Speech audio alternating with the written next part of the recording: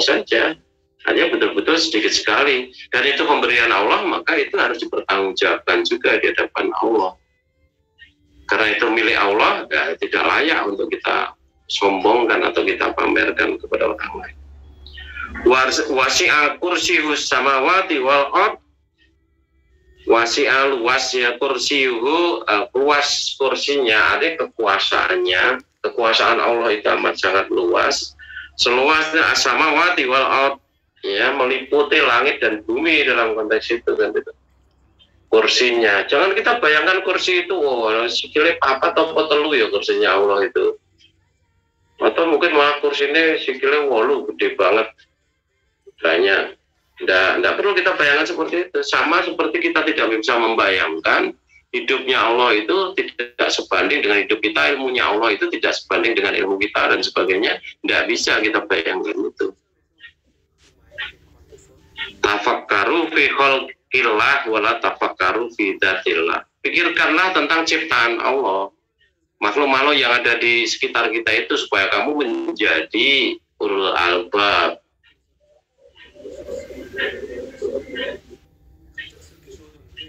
Yang dipikirkan ciptaan Allah kan gitu. Kalau terhadap zatnya Allah itu kita dzikrullah saja. Alladzina yazkuruna Allah qiyaman wa qu'udan wa 'ala junubihim wa yatafakkaruna fi khalqis samawati wal ard. Dan itu cirinya ulul albab seperti itu. Yaitu orang-orang yang senantiasa ingat kepada Allah, zikir kepada Allah dalam keadaan berdiri, duduk maupun berbaring. Artinya dia berzikir dalam keadaan situasi kondisi apapun, semuanya dalam rangka untuk membangun kedekatan dia dengan Allah, menjaga kedekatan dia dengan Allah, membangun kedekatan dia dengan Allah. Ada karu gitu, ada karo kan gitu.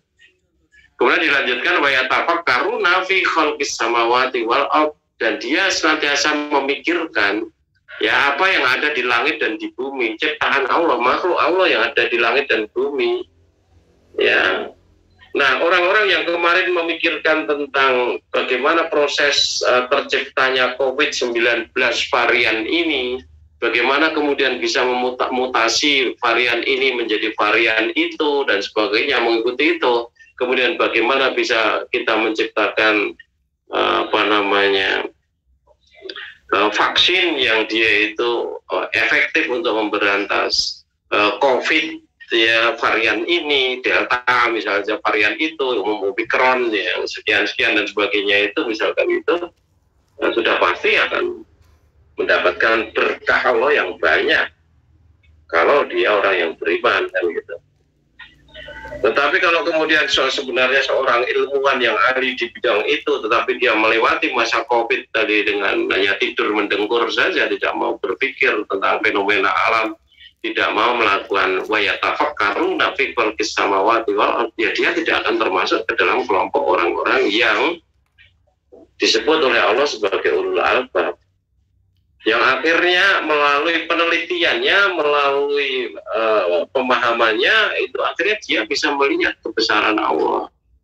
Rabbana ma khalaqta hadza bihaqqillah. Allah, manusia tadi, orang seperti itu, ulul albab tadi, dia mengetahui kemanfaatan dari COVID itu apa, kemanfaatan dari vaksinnya itu apa, bagaimana cara membuat vaksin, bagaimana Allah menciptakan sunatullah untuk terciptanya vaksin dan sebagainya, itu sebagai kehebatan Allah, sebagai asyafi kan tentu saja di situ kan itu ya. Wah, itu akan semakin mengagungkan Allah dan dalam konteks itu dengan tindakannya wa yatafakkaruna fi khalqis samawati wal ard tadi. Ya, tidak kemudian statis saja, tidak mau berpikir kan gitu. Ya, kembali kekuasaan Allah dahsyat, amat sangat luas tadi ya, jangan pernah kita memikirkan tentang zat Allah itu, tapi ini memikirkan tentang apa saja yang ada di langit dan di bumi tadi. Jadi tidak ada yang lepas dari kekuasaan Allah sama sekali. Allah itu untuk membunuh Vladimir Putin mudah. Bagi Joe Biden itu sulitnya sudah setengah mati untuk mitos Vladimir Putin itu. Ya, baru saja orang-orang Eropa Barat bahagia karena pemberontakan dari tentara bayaran Wagner yang berhasil menduduki markas militer Rusia di bagian selatan, kemudian menyerbu Moskow. Ya, ribuan pasukannya dikirim untuk mengepung Moskow, tetapi ternyata kemudian dia berubah pikiran, tidak mau, dia malu kalau dia kemudian akhirnya disebut sebagai pengkhianat bangsa. Akhirnya orang-orang Eropa keplok-keplok, Amerika Joe Biden dan yang lain-lainnya nanti keplok-keplok, Rusia hancur. Allah berkehendak lain, ya muqallibal qulub, wahai zat yang membolak-balikkan hati. Ya, Bergosin yang sudah marah setengah mati karena pasukannya ditembak dengan pesawat terbang, beberapa mati, kemudian akhirnya balas dendam mengejar Menteri Pertahanan atau penguasa militer dari Rusia dan sebagainya, sudah terbakar emosi begitu, mengerahkan ribuan tentaranya dengan sampai membawa rudal S-300 dan sebagainya, tank panser, kendaraan lapis baja dikerahkan untuk menyerang Moskow. Tetapi kemudian di tengah perjalanan berubah pikiran. Allah yang merubah bolak-balikan hati itu. Ya, hakikatnya seperti apa kita tidak tahu, tetapi kita juga mengetahui bahwa Putin segera memanggil Ramzan Kadyrov yang punya tentara muslim yang paling hebat di dunia saat ini. Harusnya sekarang ini umat Islam seluruh dunia itu berjajar di belakang Ramzan Kadyrov ini kalau mau mulia untuk menghancurkan Barat, itu malah kan itu. Tapi kita pengecut yang banyak itu sehingga tidak berani bergabung di sana. Harusnya kekuatan militer di berbagai tempat itu bergabung dengan Ramzan Kadyrov, ya, yang di situ juga ada backingan Putin dan sebagainya, sehingga mampu menandingi Barat, sehingga mampu melepaskan Palestina dengan segera. Israel karena apa-apanya kalau harus berhadapan dengan Rusia. Ya, nah tapi ya ndak mudeng ngomong gue ya SD menesis kita ngalah kuis. Nah berikutnya wala yasfa'u inda wala ya'uduhu wala ya kurang gitu wala ya'uduhu hifdzuhuma. Ya wala ya'uduhu hifdzuhuma wa huwal aliyyul azim. Dan dia tidak merasa berat memelihara keduanya, dan dia maha tinggi lagi maha besar. Iya, merasa berat itu satu kelemahan, sama seperti ngantuk tadi. Kehidupan Allah itu tidak diembel-embeli dengan berbagai macam kekurangan atau kelemahan.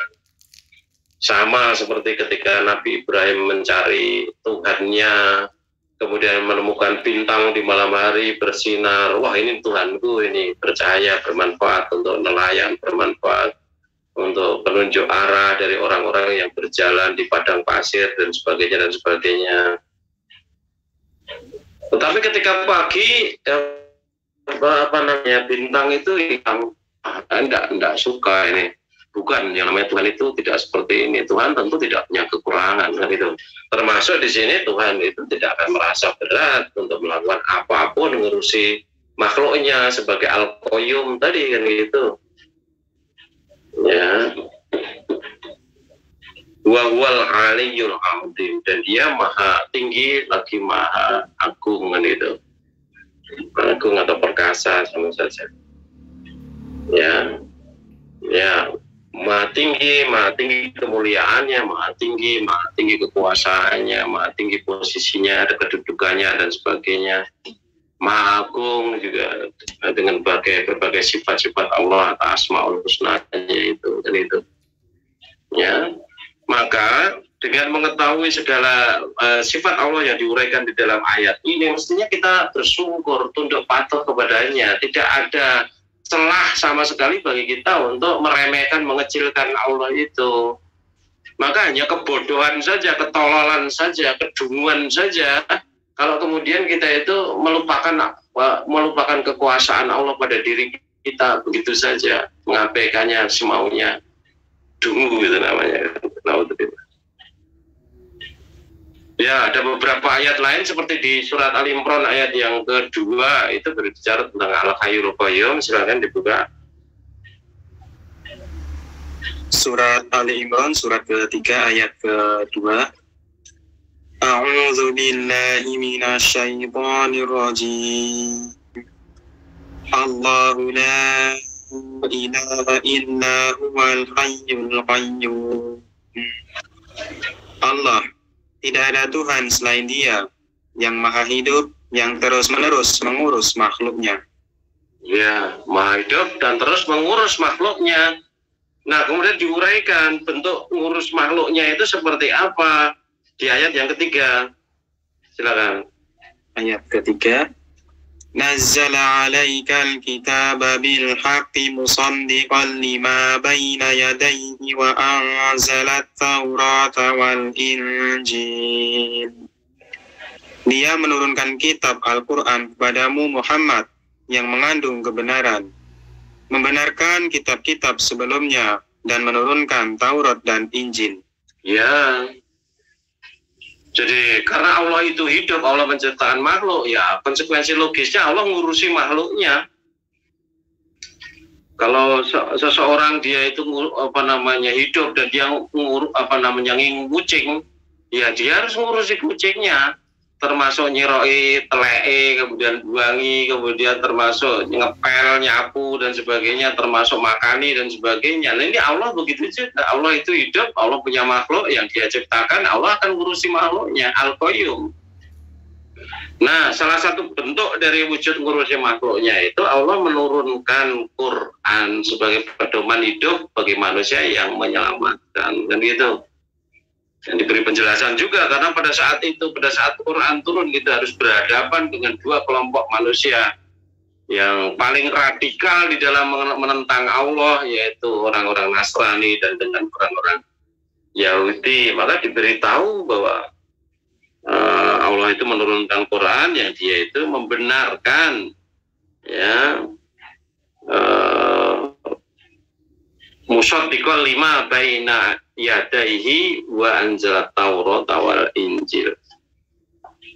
Ya, jadi sampai seperti itu kan itu, karena memang yang harus dihadapi nanti adalah orang-orang Yahudi dan Nasrani yang dia lebih dahulu bertuhan, ya, tetapi mereka menyelewengkan, yang satu menyesatkan, adol orang-orang Nasrani, yang satu lagi mereka itu mendustakan, sehingga Allah murka kepadanya, al-maghdub alaihim, kan gitu. Ya, harapannya supaya orang Islam itu atau umatnya Muhammad atau orang beriman itu tidak mengalami hal yang sama. Maka doanya setiap saat itu kan ihdinas siratal mustaqim siratal ladzina an'amta alaihim ghairil maghdubi alaihim waladdallin, kan gitu.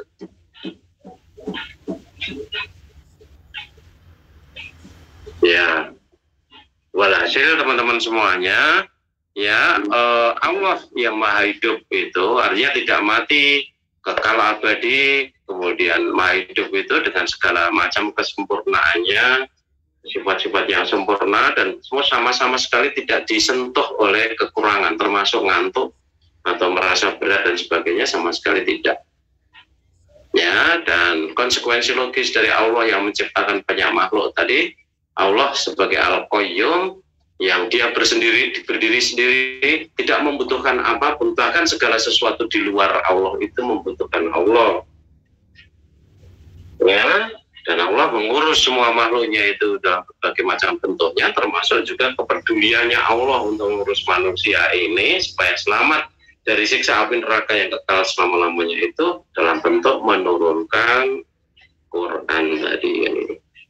Ingat sekali lagi, kita membutuhkan Allah, amat sangat membutuhkan Allah, dan Allah peduli kepada kita sebagai Al-Qayyum. Tetapi Allah tidak membutuhkan kita.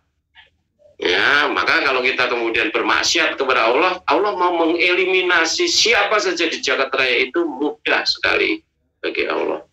Yasir, kan gitu. Nah, dengan begitu teman-teman, mudah-mudahan kita bisa menyadari bahwa Allah itu hidup, maka setiap saat kita akan diawasi oleh Allah. Jangan hanya kemudian kita merasa diurusi oleh Allah saja, tapi juga diawasi. Jangan sampai kita kemudian melenceng dari jalan yang benar tadi kan itu.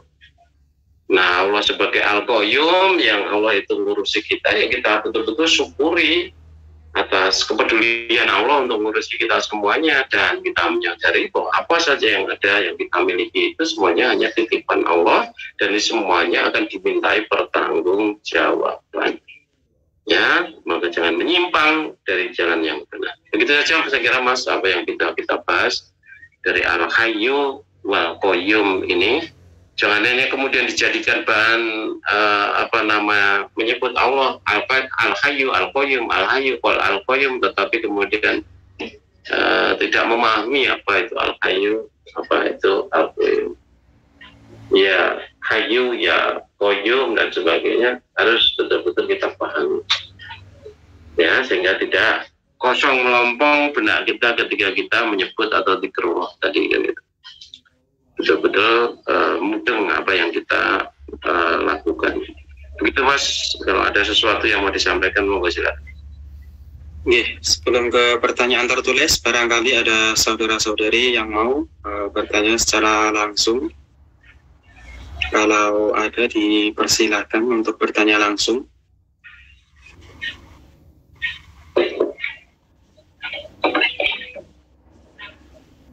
Belum ada nih. Sementara belum ada, masuk ke pertanyaan tertulis, Ustaz. Pak Suwarno. Ya, Assalamualaikum warahmatullahi wabarakatuh, Mas. Waalaikumsalam warahmatullahi wabarakatuh. Silakan Mas Warno. Ada titipan pertanyaan satu Pak Ustaz.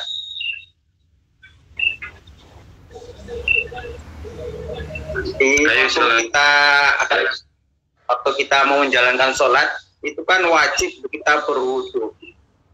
Itu manfaat dari wudu itu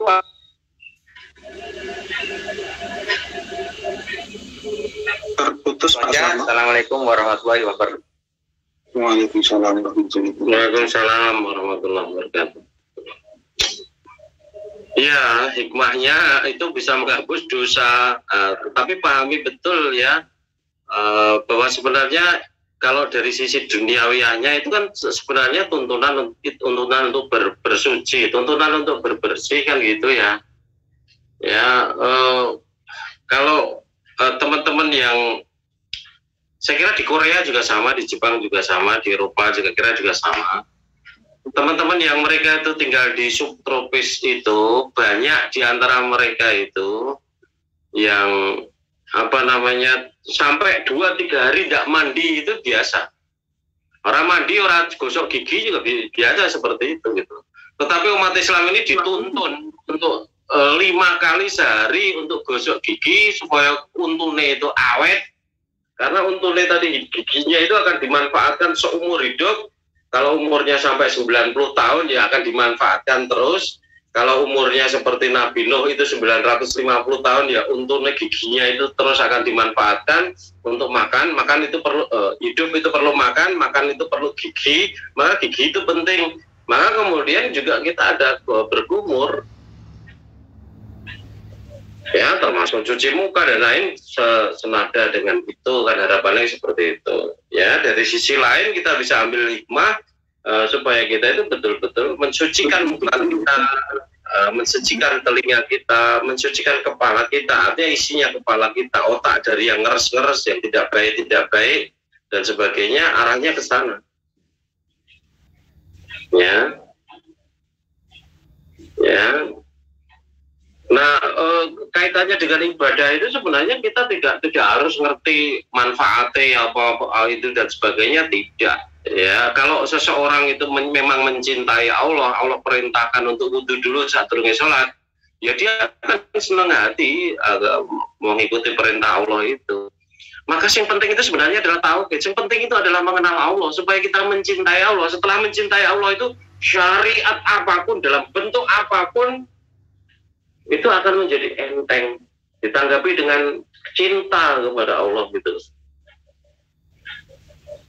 Ya, seumpamanya wudhu itu tidak ada manfaatnya sama sekali. Terus harus ngopo?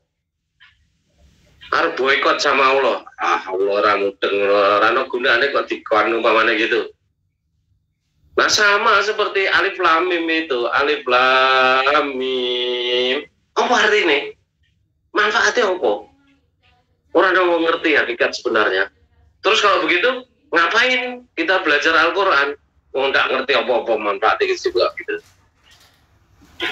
Tidak seperti itu kalau seseorang mencintai Allah itu. Ya, katakan mencintai seorang gadis, ya, gadis tadi kebetulan orang India. Nah, kemudian pada satu kesempatan itu kemudian gadis tadi menempelkan sesuatu yang warnanya merah di batuk dan sebagainya. Manfaatnya apa? Cowoknya ya tetap senang-senang wae walaupun itu tidak ada manfaatnya. Kalau memang cinta kepada Allah gitu loh. Jadi hidup apa ya, mudek mulek mumet serak dan sebagainya itu karena kita tidak mencintai Allah.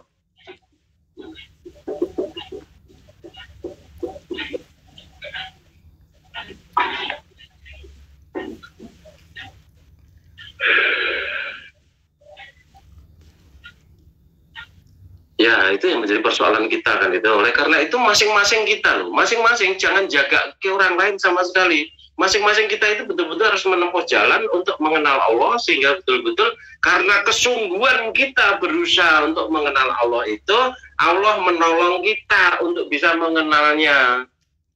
Kalau Allah tidak menolong kita untuk mengenalnya, kita tidak akan kenal Allah. Walladzina jahadu fina lanahdiyannahum subulana. Dan orang-orang yang mereka itu berjihad bersungguh-sungguh di jalan kami, termasuk jalan untuk mengenal Allah, lanahdiyannahum subulana. Sungguh kami akan memberikan petunjuk kepada dia jalan-jalan kami. Allah sendiri yang akan membimbing kita, menunjuki kepada kita jalan-jalan untuk mengenal Allah. Artinya banyak jalan untuk mengenal Allah itu. Nah, kemudian di sini ada satu kata kunci lagi, sungguh-sungguh, walladzina jahadu fina, di jalan kami. Bersungguh-sungguh mengenal Allah. Kalau kita tidak sungguh-sungguh, ya Allah tidak akan menolong kita untuk mengenalnya. Apa gunanya nolong kita? Ya kalau kita tidak sungguh-sungguh untuk berusaha mengenal, untuk berusaha mencintainya. Kalau kita itu paham bahwa pentingnya akan mencintai Allah itu untuk peribadatan kita seumur hidup, karena yang namanya ibadah itu adalah mahabbatu ma'al khudu'i yal ubudiyah. Rasa cinta yang diikuti dengan ketunduk patuhan itulah yang namanya ibadah. Kalau tidak punya rasa cinta, meskipun kita ketok tunduk patuh, tidak dihitung sebagai ibadah. Artinya harus ada kata kunci, cinta kepada Allah. Nah, jalannya cinta kepada Allah hanya satu, mengenal Allah, ma'rifatullah. Maka harusnya kita betul-betul ngerti pentingnya mengenal Allah itu. Maka kita harus betul-betul sungguh-sungguh menempuh jalannya itu. Dan itu tidak bisa berjamaah. Itu urusan pribadi antara kita dengan Allah.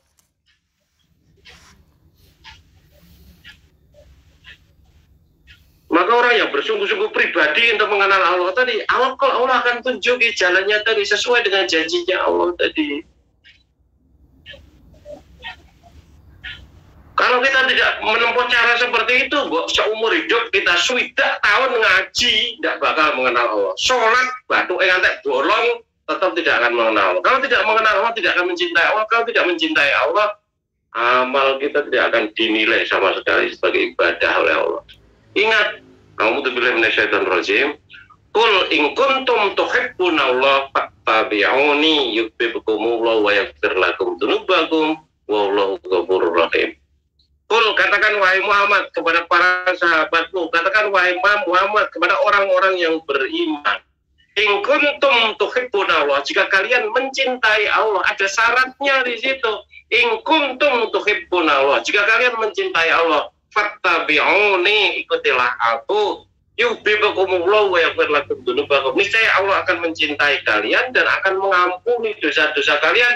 Diberi tekanan lagi, highlight lagi, wallahu ghafurur rahim, dan Allah Maha Pengampun lagi Maha Penyayang.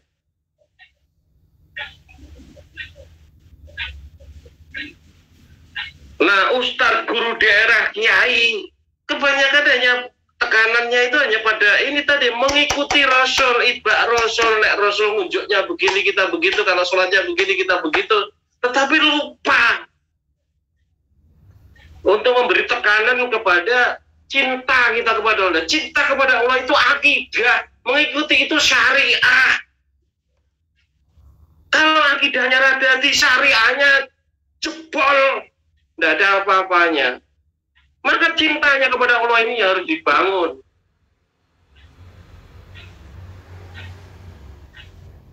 Jadi dia menteri agama, jadi dia menggawa sebuah organisasi besar dan sebagainya, tidak akan selamat kalau tidak mampu menyembuhkan cinta kita kepada Allah. Sekali lagi, karena ibadah kita semuanya tidak dihitung oleh Allah, karena amalan itu tidak karena cinta kepada Allah. Ingat sekali lagi yang pernah saya katakan, orang tidak mungkin akan bisa beramal ikhlas kecuali dia cinta kepada Allah.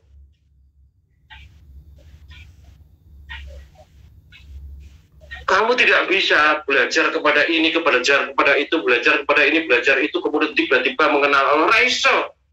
Kamu harus berusaha sendiri, betul-betul. Taqarrub ila Allah. Betul-betul. Mendekatkan diri kepada Allah. Ya.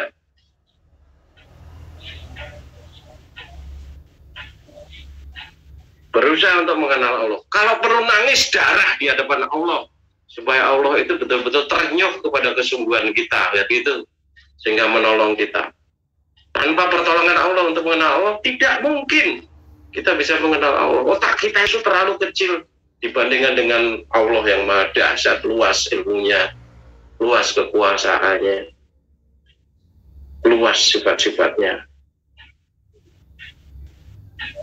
Saya ulang sekali lagi, cinta itu akidah, cinta kita kepada Allah itu akidah, sedangkan mengikuti Rasul itu adalah syariah. Syariah tidak akan jalan dengan baik kecuali dengan akidah.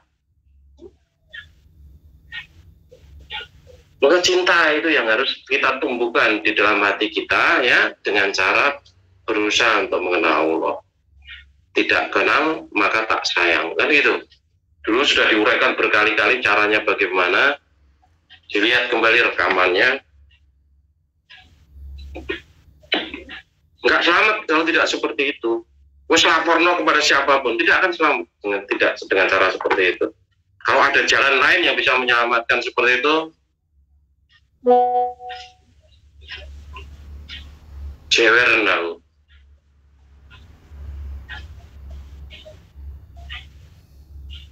Ya, maka dalami surat Ali Imran ayat 31 itu. Wes rasa jadi 32, 31 itu aja tekanannya ada di situ untuk kita, kan itu. Kalau perlu dijejer kitab tafsirnya yang banyak itu, baru kemudian kita pahami satu persatu, kemudian kita lakukan sintesis, kesimpulan atas tafsir ayat itu. Arahnya juga ke sana, tidak ada yang lain-lain lagi, kan gitu. Ya, jadi tentang wudhu tadi, ono manfaatnya, sedang ada orang beriman, surah peduli, yang penting aku cinta Allah, orang urusan dengan itu, saya laksanakan yang namanya wudhu tadi dengan baik, selesai. Ya, toh kalau keuntungan hanya masa gosok gigi, gugune kena rontok dan sebagainya, itu kecil, semuanya kecil, tidak ada apa-apanya. Yang besar ya tadi, kalau kita mengamalkan amal soleh, itu ya, apa namanya, keburukan kita diganti oleh Allah dengan kebaikan. Artinya bisa dikatakan menghapus dosa dan sebagainya tadi kan gitu.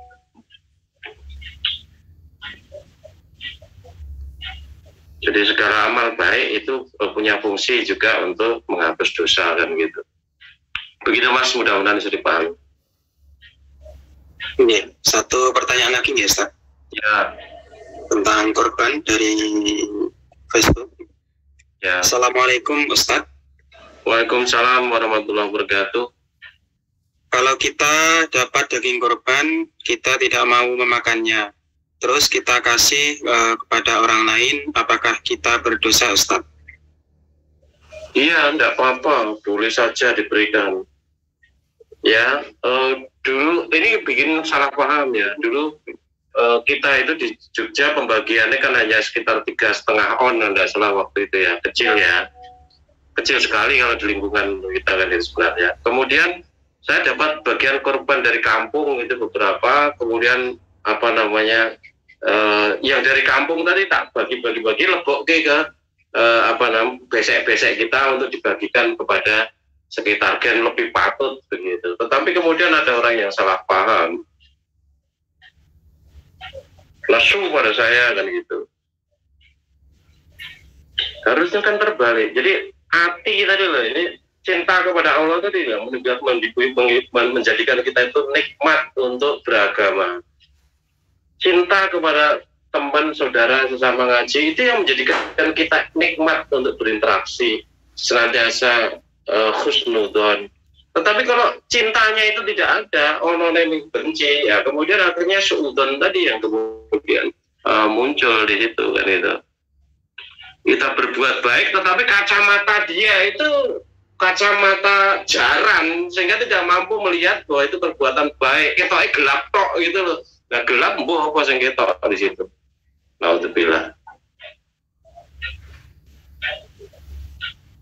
Nah itulah yang banyak terjadi hal yang tidak karuan itu seperti itu. Jadi bangun rasa cinta kita kepada Allah, juga bangun rasa cinta kita dengan sesama orang beriman. Dan itu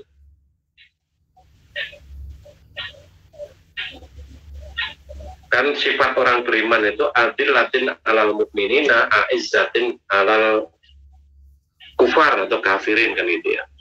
Artinya kita lemah lembut, artinya ada hubungan kontak yang baik, ada rasa cinta satu dengan yang lainnya.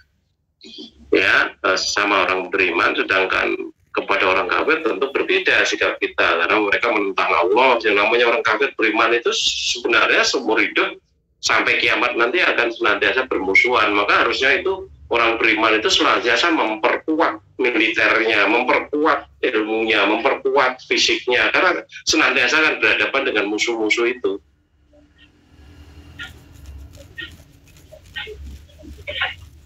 Ya, boleh. Apalagi kalau kamu punya tekanan darah tinggi, kemudian kamu takut untuk makan daging kambing, sementara kamu diberi daging kambing dan sebagainya, maka kalau tidak mau makan, kamu berikan kepada tetangga, bagus itu. Jadi didol, jadi buang kan gitu ya. Kayak ya, baik kan itu. Bagus, tidak masalah, boleh. Udah lagi? Masih ada banyak, insya Allah disampaikan pertemuan selanjutnya Ustadz, karena waktu sudah jam 11 di Korea. Kemudian menyampaikan laporan terakhir yang menyimak dalam Zoom ada 26 saudara. Kemudian yang menyimak di YouTube ada 37 dan Facebook ada sekitar 30-an Ustadz. Ya, alhamdulillah, mudah-mudahan kita semua bisa mengambil manfaatnya. Amin. Maaf kalau rodo emosi atau rodo menekankan, betul, karena memang pentingnya rasa cinta kita kepada Allah agar supaya amal kita itu dinilai ibadah oleh Allah. Begitu aja saya kira apa yang bisa kita bahas, kurang lebihnya saya minta maaf. Mari kajian kita akhiri.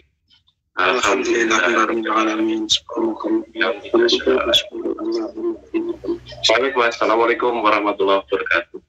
Waalaikumsalam warahmatullahi wabarakatuh. Terima kasih Ustaz. Sama. Baiklah, demikian telah kita simak dan ikuti tausiah atau isian dari beliau Ustaz Abdurrahman Suparno yang membahas tentang Asmaul Husna yang ke-62 dan 63, yakni Al-Hayyu dan Al-Qayyum. Semoga kita bisa mengambil pelajaran dan manfaat apa yang disampaikan oleh beliau. Dan kami mohon maaf sekali karena tadi di pertengahan izin beliau ada orang yang mungkin tidak dikenal karena Zoom-nya baru, jadi masih kebingungan.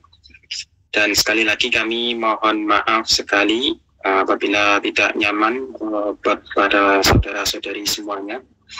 Dan juga sudah cukup malam di waktu Korea, sekitar pukul 11 lebih 2 menit. Maka dari itu kajian Kompas MTA akan kami akhiri. Banyak kurangnya kami mohon maaf. Billahi taufiq wa hidayah. Wassalamualaikum warahmatullahi wabarakatuh.